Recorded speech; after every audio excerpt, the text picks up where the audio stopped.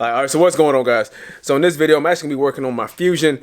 This car recently has kind of gone neglected, mainly because I've been working on my Project Gallant, the turbo all-wheel drive engine build on that, and haven't done a whole lot to the Fusion. But in today's video, I'm gonna go ahead and do a few things. I'm gonna go ahead and change the automatic transmission fluid. Now, Ford recommends you do it like at 130,000 miles. The car only has, I think, 106, 107, somewhere around there. But I'm gonna go ahead and do it anyway because I have to work on it. I did actually break my front lip. Now, I ran into a opossum, I think, on the road. I tried to avoid it, but unfortunately, he zigged when he should have zagged. So it's kind of what I'm looking at here. The front of this broke off. Fortunately, it didn't mess up the bottom of the bumper. Now, this plastic is actually pretty rigid and actually, as such, pretty brittle. So it just snapped off.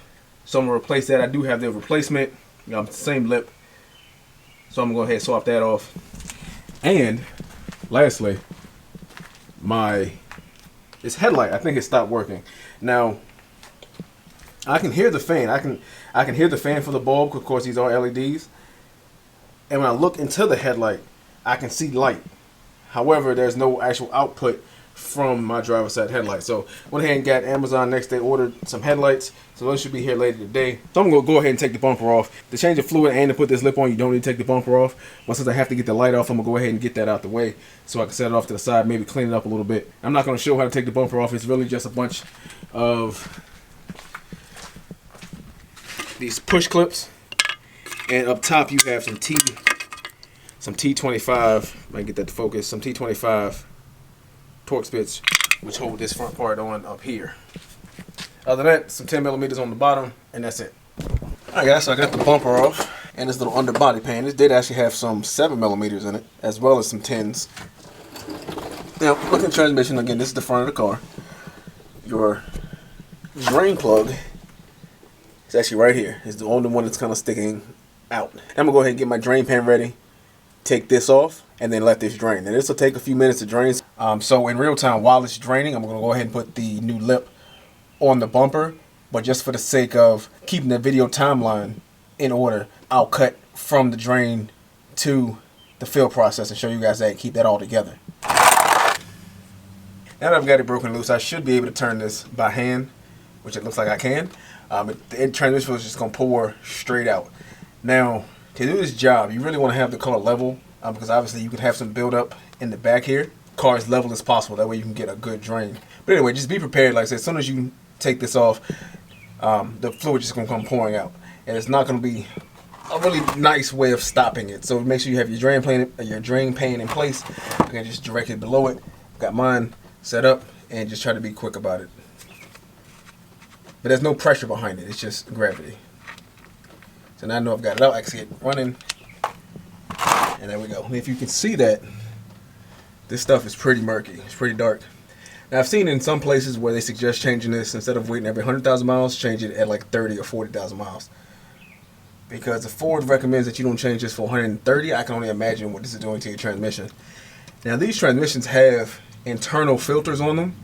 So if that filter were to get clogged up in order to change it, it's going to be expensive to change it because they're going to have to take the whole transmission out, crack this case open, and then change that filter. And we all know, how Ford charges, and how that labor charges are. So I may actually start changing this a little more frequently. Again, maybe every 30, 40,000 miles. The Mercon LV, it's a Ford product. It's actually pretty cheap. I actually link the one I got down in the description. I got it off Amazon. So it's probably worth it just to have a little bit of extra insurance. I'm just going to let that drain completely and come back to it. And make sure you put your drain plug just somewhere in a safe location where you can make sure you find it. As far as your drain plug, you see it has some thread sealer on it. So you'll make sure you set this to the side in a nice safe place, and then when you go to refill it, put some more thread tape on it. Alright guys, so underneath your hood, your transmission fill plug is actually going to be right in here, in this gap. Now it's going to be hard to see, but it actually says, it's that yellow mark right there.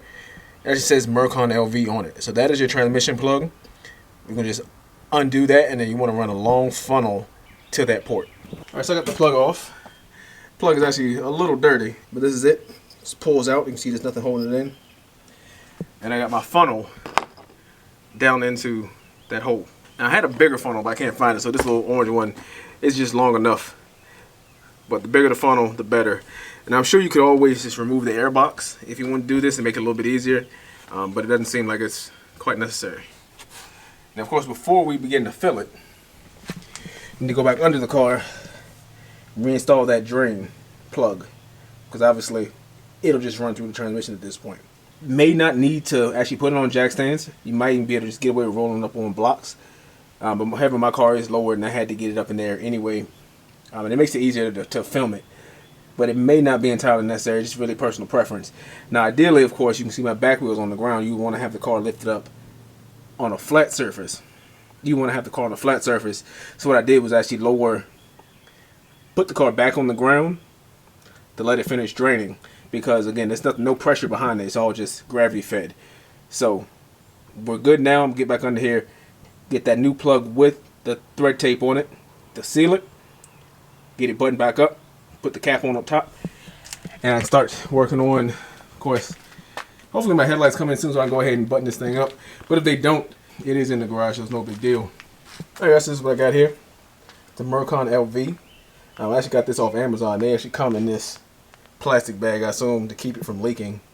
Or if it does leak, to keep it from messing up the box. Well, from here, it's process pretty simple. You can get this opened up. Go ahead and pour it into our funnel. Make sure it's not leaking. Button everything back up. Set it on the ground. Check for leaks. Alright, so I got the car back on the ground. The plug's back in. Now at this point, you want to take your car for a drive. Get it up to temp, to operating temp. So a really quick 10-minute drive or so. Because now we're going to have to level it to make sure. This process is similar to the way you would do it on a manual transmission. We kind of just fill it until it pours out. But we're gonna go for a drive, come back, and then take the driver's side wheel off, unscrew a plug, and just let it pour out and level itself. So like I said, let's go for a drive. All right, guys. So I got the car warmed up. Now, what you'll notice, now most of the videos that I've seen, the transmission plug is right there next to the axle, to the left of the axle. But on this car, and this is a 2015 Fusion with a 2.5 liter, like that Allen plug right there, that's actually the level plug on this transmission. So if you don't see the standard plug that's on the left, on the right side you'll see this, and we're going to remove this. That is a 10mm hex key, but there shouldn't be a ton of torque on that, so we're just going to get that loose. I actually found that it was easier to just come underneath the car so I can get the torque on it. Like I said, I used my little T-handle that I got from Harbor Freight and put this box stand wrench. Again, it's a 10mm, it slips right over. So like I expected, there's not a lot of torque on this bolt, so I was actually able to break it loose pretty easily. Now that I've got it loose, I'm gonna lower the car back down, get it even as best I can, and then put my drain pan under it to catch whatever flows out. Now, if you're doing this and nothing flows out, you wanna add a little bit more transmission fluid until it begins to spill over. That's when you know it's full. But like I said, your transmission should be warm at this point, because the fluid needs to expand. All right, so that's really it as far as getting the fluid changed out. You should make sure you tighten that bolt back up. Personally, I'm going to leave the belly pan off of the car just so I can let it sit overnight and check and make sure it's not leaking. Like I said, I will be doing this more often now, especially now that I've done it for the first time and not wait that 100,000 miles. So might make this like a yearly thing, even though that's probably not necessary. It can't really hurt, and like I said, the fluid's not that expensive. And the great thing is now my headlights have come in, so I'm going to go ahead and show you guys what's going on with those and then get those swapped out. All right, guys, so like I said, I'm replacing the headlight bulb. It did actually go out. You can hear, for one, how loud that fan is. In comparison to the other side, it's a very slight hum. But then when you look at the actual LED, on this side, it's like half of it has went out and then the other half is kind of dim. Whereas that side is completely lit. So that side is the one that works. That side isn't. Now I know LEDs are supposed to last a long time, so it's probably just a manufacturing issue. But fortunately, I've already ordered some new ones. I'm gonna go ahead and replace these bulbs. Here we have the new ones. This is Farron, not sure how I pronounce that.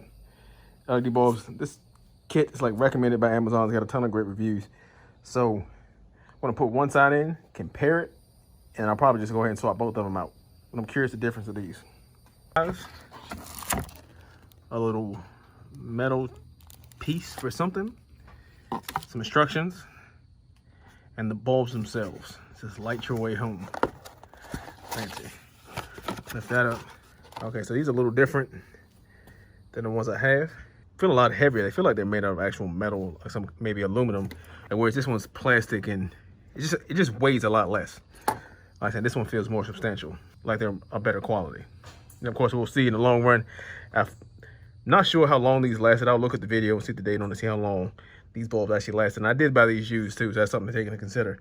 Where these I bought new. So I'm going to go ahead and get this plugged in. All right, so here's the old one. And I'm just going to do a direct replacement with the new one. Put it on the right side. Now for starters, the reason we had to put tape on this one is because this connection was loose. This new one actually snapped right in, so I won't need electrical tape on that. Now I'm just gonna set the bulb up here. I'm gonna set the bulb, put that off to the side. Set the bulb up here. It's burning my rag actually. That is noticeably brighter. I'm not sure how much the camera is gonna pick up. So much brighter. But I'm gonna go ahead and pop these in here. So you can tell these new bulbs aren't as white as the old ones. You can see just from my super scientific method here, holding the box up, there's definitely more of a yellow tinge or tint to these new bulbs. Whereas on my passenger side is a little bit whiter. All right, so on this new lip, I noticed it's actually made different, but better different. On this new one, you can see it's made out of different material. It's actually a lot more flexible, and it looks to be made out of more of an ABS plastic. The problem with this one, and this is the old one, as you can see, it doesn't flex much. And when it does flex, even doing it, I can hear it cracking. But because it doesn't flex, it actually makes it really brittle. So I think that's part of the reason people were having trouble with these. The funny thing is that this lip was $100, this old one, whereas this new, better quality one was $40. Now, one thing I did know, because of course it's being eBay, it can't be a perfect product, is that both the screws they included, are actually too long to mount this centerpiece. Because of course, if you remember my other video, it comes in 3 pieces, and you have to screw this middle piece in here. So as a result, on this side, it actually poked through. Now that's not a huge deal. Wasn't expecting perfection, so what I did was actually put a couple of washers, small washer underneath that to push that back a little bit. And then on this side, I actually used the screws out of the old one because these were shorter. But as far as mounting this to the car, it's the same steps as the other one. Pretty simple.